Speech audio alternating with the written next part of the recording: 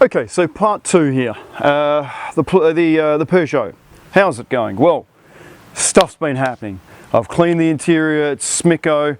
I've got to get the paint done. I figured out the roof. The roof works, fantastic. Wasn't as hard as what you think. I've got to polish it. I'm respraying the spoiler, that's mostly done. I've got some new tyres on it. I've got to take the headlining out, that's all falling apart. I didn't realise that before. There's lots to do. But I'm really happy, the roof is working. So yeah, that's the best part. Come, have a look. Let's see the roof work. It's glorious, it really is.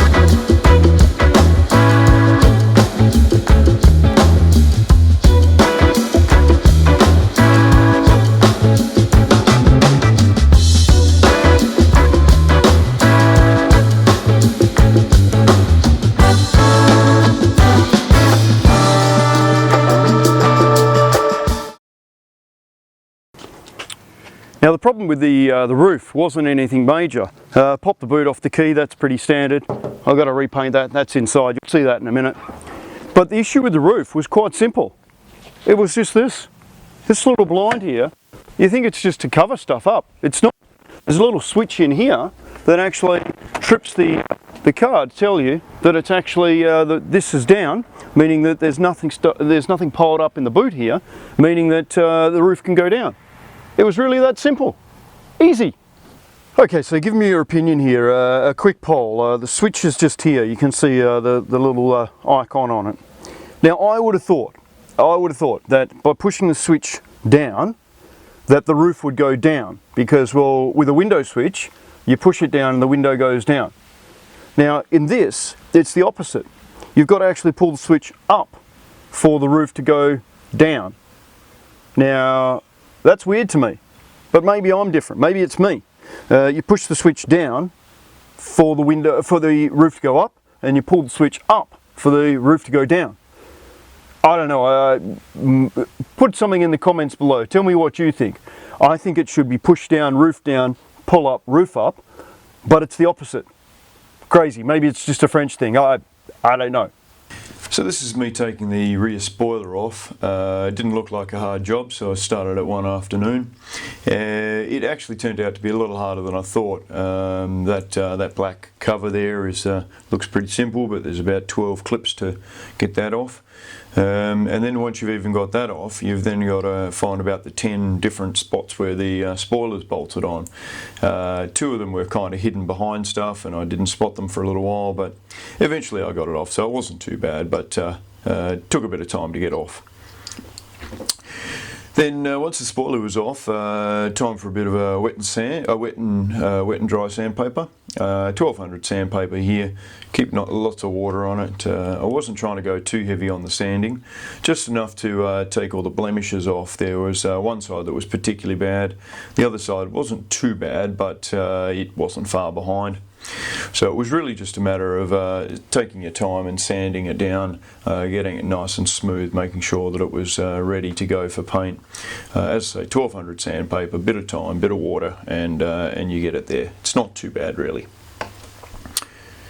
So once I had it sanded, then I set it up here ready to paint. Look, I'm not a professional painter, you can probably tell that from my attire, but there's the spot that was the worst.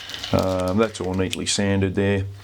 Now a little trick for painting anything that you're going to do, obviously you want to sand it, you want to make sure it's nice and dry, some good paint and all of that. But I really recommend a tack cloth. A tack cloth is just a cloth there you go that picks up a lot of the real fine stuff that you can barely even feel, but it picks up all the really little fine stuff, the electrostatic stuff.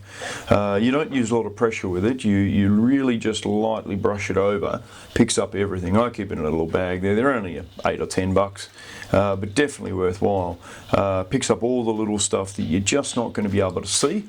Also a little bit of the wax and grease and stuff like that you just can't see. Really does a good job. So on to painting the spoiler now. I just use rattle cans for most of what I do. I'm not a big painter. If I needed something better done or bigger done, I'd get it done by a shop.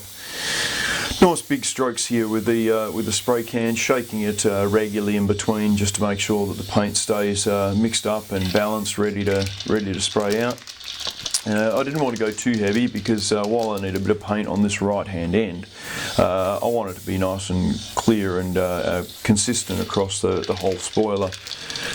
So I really did, I ended up doing about 4 or 5 coats here, just so I could get enough coverage, but also didn't want to go too heavy in any one area.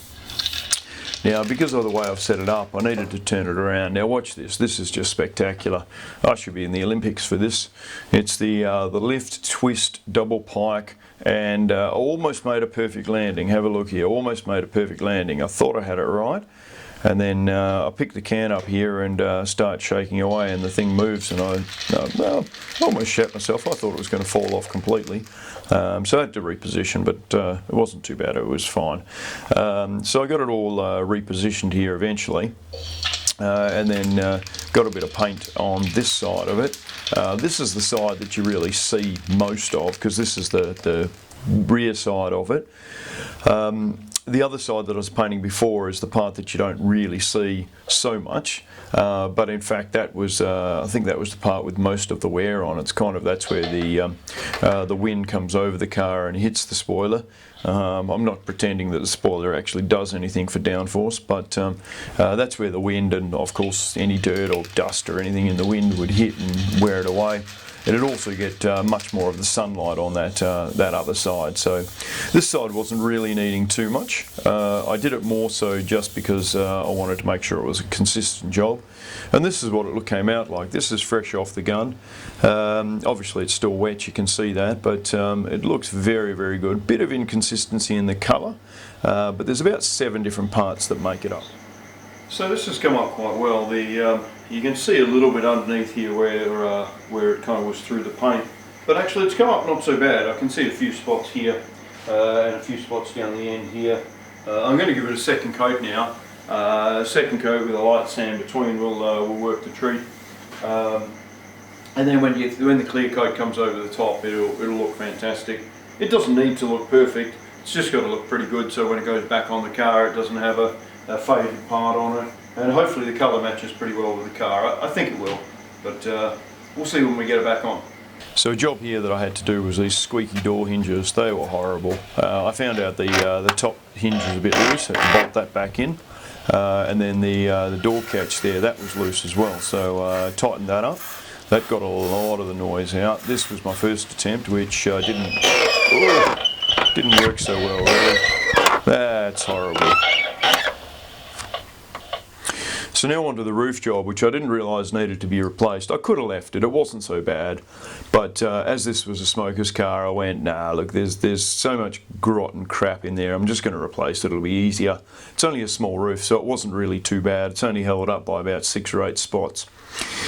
So here we are taking the actual roof part out. You can see that there's a couple of spots you can see where you need to take out the light and the clip at the front. But the rest is all kind of hidden. At the front end there where I am now, you just unclip that, and at the rear, all you do is actually push it backwards slightly. So it wasn't too hard to get out once you knew what you were doing. It just tucks under the rubber at the side there. There you go, front's coming down, side's coming down. Bit of a tap and she'll be done.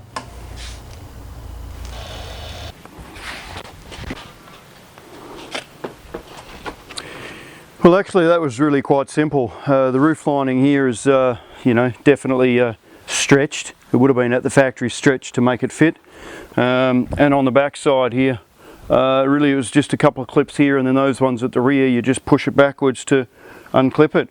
Didn't even need this one out. That's the manual roof close. If you need to close it manually, you can put an Allen key up there and close it. But it was actually quite easy. This shouldn't be too hard to recover. Not a difficult job at all. Excellent. So I thought I'd have a look and see what my Peugeot might be worth. Well, just searching for 307 cc's in Australia, 7 of them came up, so let's have a look at what they're like. 2004, slightly earlier than mine, 250 Ks, so double the number of Ks, 49, so that's looking pretty good. This one looks a pretty good match, 134, mine's a little less than that. Mine's a 2008, but still the MY08. Let's have a look. What are these photos going to look like? Yeah, mine's about the same there. Looks very good, very much the same interior, all neat and tidy, much like mine, very neat. So this is a pretty good match for mine actually. I'm thinking I'm on the money there. So this one's at 9.4 for a similar car to mine. This is a very low case, so I won't include that. That's probably a little unfair. Red one's a little bit different, 2004 earlier one, more Ks. Okay, I wouldn't be too unhappy about that. 2007, a little bit earlier than mine, very similar case, New South Wales. So this one's very similar to mine as well. Looks much the same. Same colour, same interior. Well, they do have their all their rear lights, but they'll fall off soon. They always do. Looks very similar to mine, neat, tidy and clean. So that's a good match, 8.2. What else have we got here? This one's 2.9, 200,000 Ks. They actually don't say any details about the car. There's no details given, and only one photo. It also says that it's manual. They never came in a manual, so I'm going to discard that one. But the other ones here, this one here at 8.2 in New South Wales, very similar to mine, very good match. And this one up here, very similar to mine and the same sort of match. But none for sale in WA, it appears like, so I might have the market cornered there. Well, that's about a wrap on the Peugeot, really. It's pretty much ready to go. What have I done? Replaced the map sensor, replaced the temp sensor, cleaned it up, got some floor mats for a dash mat, got the roof working. Easy. I'm sure there's a bunch of other things I did, I can't remember. But the Peugeot's ready to go. It's a grand car. I mean, summer here in Perth today, it's 40 odd degrees. What's that, about 110 degrees for you Neanderthals and other countries. So it's a warm day here today, and a beautiful day to cruise the coast, top down, cruising along. So I'm going to sell the Peugeot. It's been fun. But it's time to go. I have another purchase on the horizon, which I'm going to do another video just after this one. So like and subscribe this one, and then get on to the next one, because there is a new purchase, and I'm almost certain you will be impressed with it and awaiting this car to arrive. Catch you later, Simo's Garage.